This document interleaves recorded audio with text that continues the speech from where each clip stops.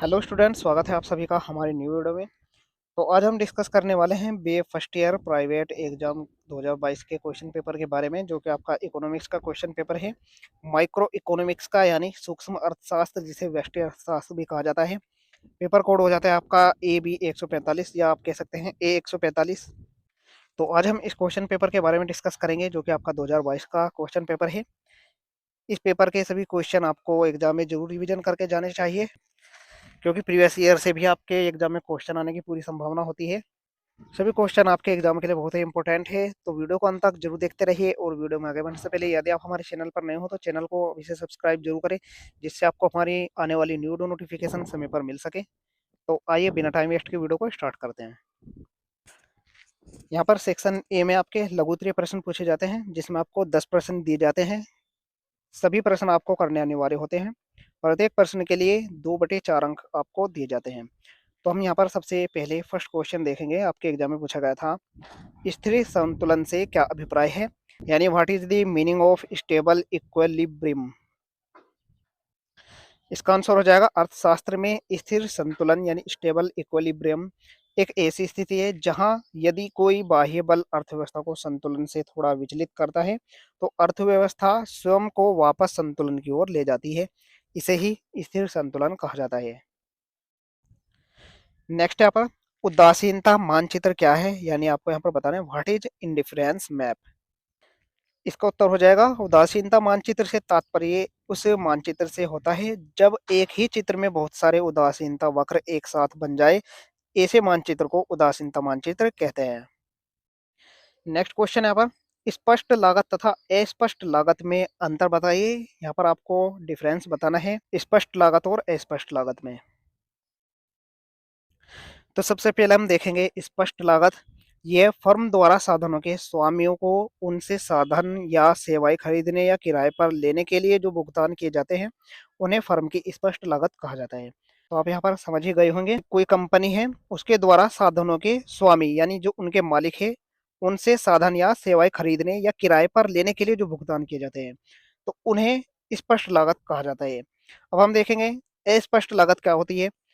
तो व्यक्त या अस्पष्ट लागतें उत्पादन के स्वयं के स्वामित्व वाले उत्पादन साधनों की वे लागतें हैं जिन्हें फर्मों के खर्चों का हिसाब लगाने में प्राय छोड़ दिया जाता है।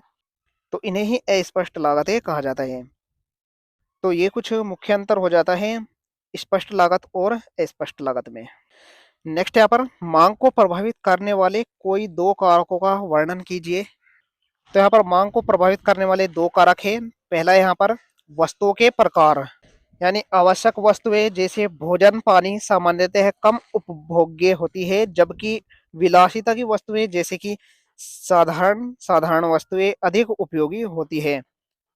तो मांग को प्रभावित करने वाला ये पहला कारक हो जाता है। दूसरा कारक है यहाँ पर आय का अनुपात।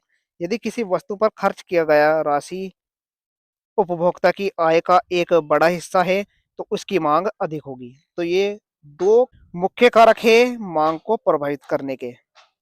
अगला क्वेश्चन है यहाँ पर बाजार मूल्य एवं सामान्य मूल्य में क्या अंतर है।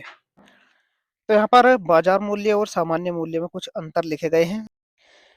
तो हम यहाँ पर बाजार मूल्य और सामान्य मूल्य में पहला अंतर देखेंगे। पहला अंतर होता है बाजार मूल्य अल्पकालीन मूल्य होता है, जबकि सामान्य मूल्य दीर्घकालीन मूल्य होता है। दूसरा अंतर है बाजार मूल्य वास्तविक मूल्य होता है, सामान्य मूल्य एक काल्पनिक मूल्य होता है। तीसरा अंतर है बाजार मूल्य का निर्धारण मांग एवं पूर्ति के अस्थायी संतुलन द्वारा होता है, और सामान्य मूल्य का निर्धारण मांग और पूर्ति के स्थायी संतुलन द्वारा होता है। चौथा अंतर हो जाता है बाजार मूल्य के निर्धारण में पूर्ति की अपेक्षा मांग अधिक प्रभावी होती है, जबकि सामान्य मूल्य के निर्धारण में मांग की अपेक्षा पूर्ति अधिक प्रभावशाली होती है।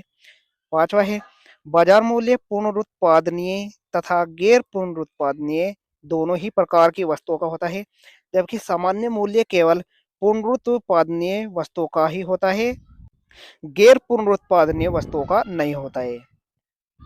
तो ये कुछ मुख्य अंतर है बाजार मूल्य और सामान्य मूल्य में। अगला प्रश्न है यहाँ पर नकद मजदूरी और वास्तविक मजदूरी में अंतर बताइए। तो यहाँ पर कुछ अंतर दिए गए हैं नकद मजदूरी में और वास्तविक, या आप असल मजदूरी भी इसे कह सकते हैं। तो इन दोनों में जो पहला अंतर होता है वह होता है यह मुद्रा में व्यक्त की जाती है, यानी नकद मजदूरी मुद्रा में व्यक्त की जाती है और असल मजदूरी या वास्तविक मजदूरी जो होती है ये वस्तुओं में व्यक्त की जाती है। नकद मजदूरी में इसमें वस्तुओं व सेवाओं को क्रय करके उनका उपभोग किया जाता है, जबकि यह वस्तुओं सेवाओं व सुविधाओं का सम्मिलित रूप होती है। यह श्रमिकों की वास्तविक स्थिति पर प्रकाश नहीं डालती, इससे श्रमिक की वास्तविक स्थिति का ज्ञान होता है। चौथा अंतर हो जाता है, नकद मजदूरी पर द्रव्य में व्यक्त होने के कारण मूल्य का प्रभाव नहीं पड़ता, जबकि वास्तविक या असल मजदूरी जो होती है, यदि मूल्य स्तर ऊंचा हो जाता है तो वास्तविक मजदूरी कम हो जाती है, क्योंकि नकद मजदूरी से तब कम वस्तुओं एवं सेवाओं का ही क्रय हो पाता है।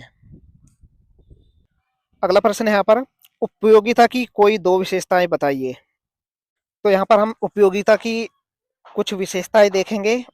उपयोगिता को ही तुष्टि गुण कहा जाता है। यदि आपके एग्जाम में तुष्टि गुण की विशेषताएं देखने को क्वेश्चन मिलता है तो आपको दोनों का उत्तर एक ही लिखना है। तुष्टि गुण और उपयोगिता एक ही बात है। तो हम यहाँ पर इसकी पहली विशेषता देखेंगे।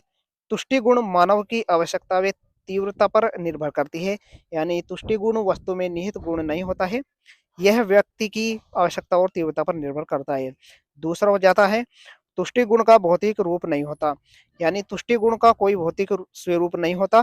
उसे न तो हम देख सकते हैं और न स्पर्श कर सकते हैं, उसे तो बस केवल अनुभव किया जा सकता है। तो ये दो मुख्य विशेषताएं हो जाती है। मैं आपको चार विशेषताएं बताऊंगा, जो भी आपको याद रहती है आप एग्जाम में लिख सकते हैं। तीसरी इसकी विशेषता है, तुष्टि गुण सापेक्षित होता है, यानी तुष्टि गुण सापेक्षित होता है, वस्तु की उपयोगिता व्यक्ति की आवश्यकता की तीव्रता पर निर्भर करती है।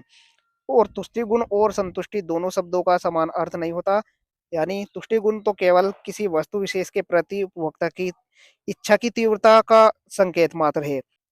तुष्टि गुण वस्तु का उपभोग करने से पूर्व अनुमानित संतुष्टि है। तो ये कुछ विशेषता है उपयोगिता या तुष्टि गुण की। तो आइए हम नेक्स्ट देखते हैं। यहाँ पर नेक्स्ट है, शुद्ध ब्याज और कुल ब्याज में अंतर कीजिए। आपके एग्जाम में देखने को मिल सकता है कि शुद्ध या वास्तविक ब्याज या कुल या सकल ब्याज। एग्जाम में क्वेश्चन बदल कर भी पूछे जा सकते हैं, तो आपको घबराना नहीं है, आपको ध्यानपूर्वक इन्हें पढ़कर जाना है। तो इनके बीच हम मुख्य अंतर देखेंगे। तो पहला अंतर यहाँ पर, कुल ब्याज के अंतर्गत विशुद्ध ब्याज के अतिरिक्त जोखिम का प्रतिफल, असुविधा व कष्ट के लिए भुगतान, व्यवस्था तथा प्रबंध का प्रतिफल भी सम्मिलित रहता है, जबकि शुद्ध ब्याज के अंतर्गत केवल पूंजी का पारितोषिक ही सम्मिलित होता है, जिसे प्रतीक्षा का प्रतिफल भी कहा जा सकता है। दूसरा अंतर है, कुल ब्याज में शुद्ध ब्याज सम्मिलित रहता है, जबकि शुद्ध ब्याज कुल ब्याज का एक अंग है।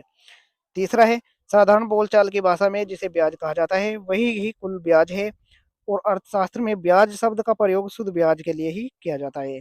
चौथा अंतर है, कुल ब्याज की दर काफी ऊंची होती है, शुद्ध ब्याज की दर कुल ब्याज से नीचे होती है।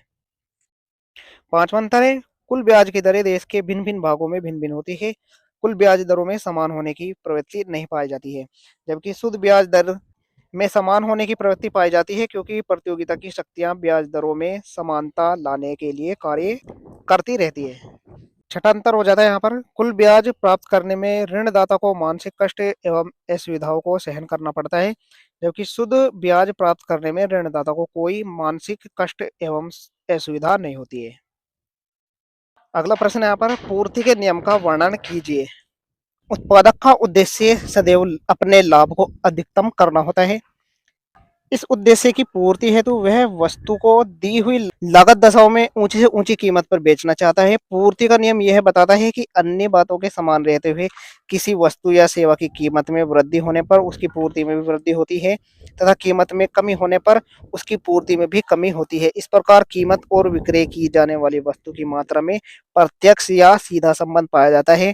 पूर्ति के नियम को इस प्रकार से परिभाषित किया गया है कि पूर्ति का नियम यह बताता है कि अन्य बातें समान रहने पर जितनी कीमत अधिक होती है उतनी ही पूर्ति अधिक होती है, और जितनी कीमत कम होती है उतनी ही पूर्ति कम होती है। पूर्ति का नियम मांग के नियम की भांति एक गुणात्मक कथन यानी क्वांटिटेटिव स्टेटमेंट है, न कि परिमाणात्मक कथन यानी क्वांटिटेटिव स्टेटमेंट। दूसरे शब्दों में कह सकते हैं कि यह पूर्ति में केवल परिवर्तन की दिशा को बताता है, न कि पूर्ति में परिवर्तन के परिमाण को। पूर्ति का नियम यह नहीं बताता कि कीमत में परिवर्तन होने पर पूर्ति कितनी मात्रा में कम अथवा अधिक होगी। संक्षेप में कह सकते हैं कि पूर्ति का नियम यह बताता है कि पूर्ति और कीमत एक ही दिशा में परिवर्तित होते हैं, परंतु यह आवश्यक नहीं कि पूर्ति का परिवर्तन आनुपातिक हो। इसके बाद यहाँ पर नेक्स्ट क्वेश्चन है, आभासी लगान क्या है? तो यहाँ पर हम देखेंगे डॉक्टर मार्शल ने सबसे पहले इस शब्द का प्रयोग अर्थशास्त्र में किया था। आपको याद रखना है कि डॉक्टर मार्शल ने आभासी लगान या आभास लगान का सर्वप्रथम प्रयोग किया था अर्थशास्त्र में। उनका कहना था कि जिस तरह भूमि से लगान प्राप्त होता है, उसी तरह उत्पादन के अन्य साधनों से भी अल्पकाल में लगान प्राप्त हो सकता है। शर्त यह है कि साधनों की अल्पकाल में पूर्ति स्थिर होनी चाहिए। चूंकि भूमि से प्राप्त आधिक्य को लगान कहा जाता है, अतः प्रोफेसर मार्शल ने अन्य साधनों से प्राप्त आधिक्य को आभास लगान कहकर पुकारा। प्रोफेसर मार्शल ने आभास लगान की परिभाषा इस प्रकार दी है, द्रव्य लागत पर कुल आय के उस आधिक्य को आभास लगान कहते हैं जो न्यूनाधिक उस समय की मांग और पूर्ति के घटनावश संबंधों से प्रभावित होता है। प्रोफेसर सिल्वरमैन के शब्दों में, उत्पत्ति के उन सब साधनों की अतिरिक्त आय जिनकी पूर्ति दीर्घकाल में तो बढ़ाई जा सकती है परंतु अल्पकाल में स्थिर रहती है, आभास या अर्ध लगान कहलाती है। वस्तुतः आभास लगान यह सूचित करता है कि मशीन अथवा पूंजीगत वस्तु की अल्पकालीन आय उसके संचालन की अल्पकालीन लागत से कितनी अधिक है। सार रूप में आभास लगान अल्पकालीन लागत के ऊपर एक प्रकार की अल्पकालीन बचत है।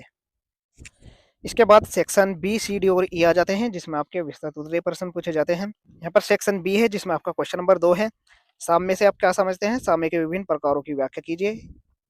अथवा में पूछा गया है, ह्रासमान सीमांत उपयोगिता नियम की आलोचनात्मक विवेचना कीजिए। इनमें से आपको एक का ही उत्तर देना है।